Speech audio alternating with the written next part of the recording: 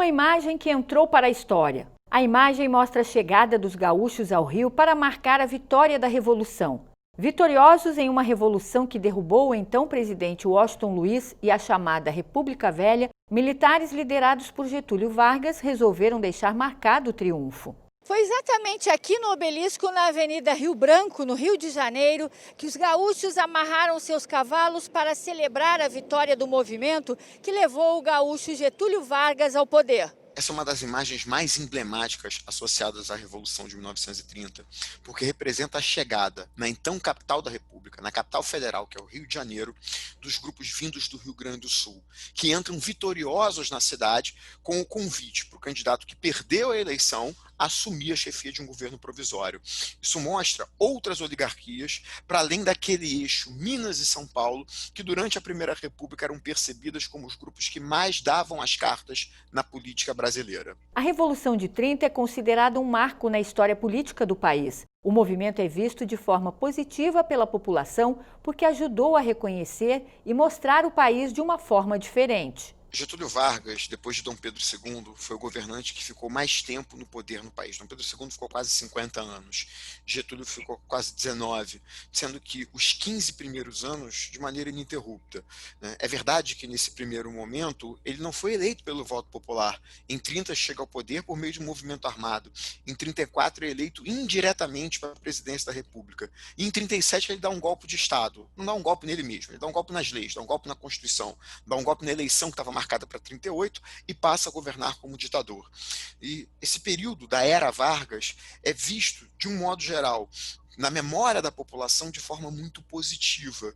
Isso se explica, em parte, pelo esforço de Getúlio na produção de uma legislação trabalhista e de uma valorização do trabalho e do trabalhador. Quem é que trabalhava no século XIX? O trabalho era mal visto. No Brasil monárquico, o trabalho estava associado à escravidão, à perda de liberdade.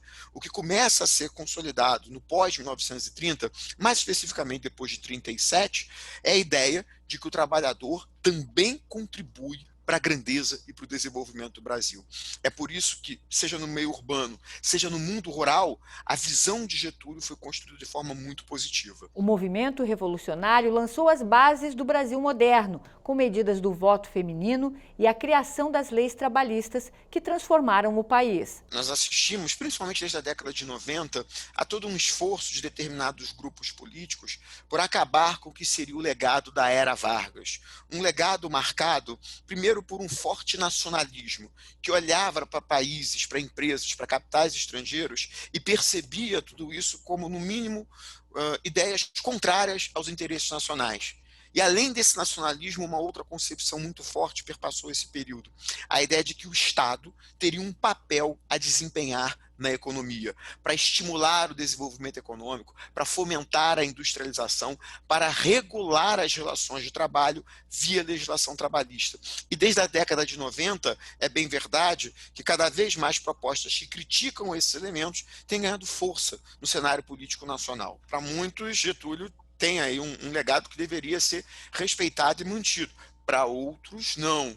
Né? Então tem aí um grande debate em cima desse personagem extremamente complexo, polêmico, porque se por um lado foi ditador, governou como ditador de 37 a 45, por outro também soube atuar dentro de um regime de regras democráticas, de 51 até 54. Né? Se por um lado foi responsável por prisões, por repressão e por censura, por outro trouxe esses elementos que, de fato, modernizaram o país. A era Getúlio até hoje serve como inspiração. E no dia que a Revolução completa 30 anos, o historiador Marcos Desemone deixa uma mensagem para a reflexão. Esses 90 anos são uma efeméride, né? Uma data em que a gente tem a oportunidade de olhar para trás e pensar no que se passou até aqui, mas talvez o mais importante seja olhar daqui para frente e discutir que tipo de país que a gente quer. Às vésperas aí, né, dos 90 anos da Revolução de 1930, que tipo de mudanças a gente pretende para o nosso país e como é que essas mudanças vão ser implementadas. Né? A Revolução foi um movimento armado, de cima para baixo, que alterou e muito a política brasileira, que até aquele momento era marcada, né, por uma participação eleitoral formal muito pequena. Né? Só para se ter uma noção, na eleição de 1930, apenas 5% da população brasileira votou somente homens, alfabetizados, as mulheres não votavam, né? E depois de 1930 nós tivemos, né, um alargamento desses mecanismos de participação, não necessariamente durante o período de Getúlio, mas em grande medida relacionados às transformações que aconteceram no período de Getúlio, né? Então, pensar hoje sobre a Revolução de 30 é pensar no país que a gente construiu e pensar principalmente no país que a gente pretende construir.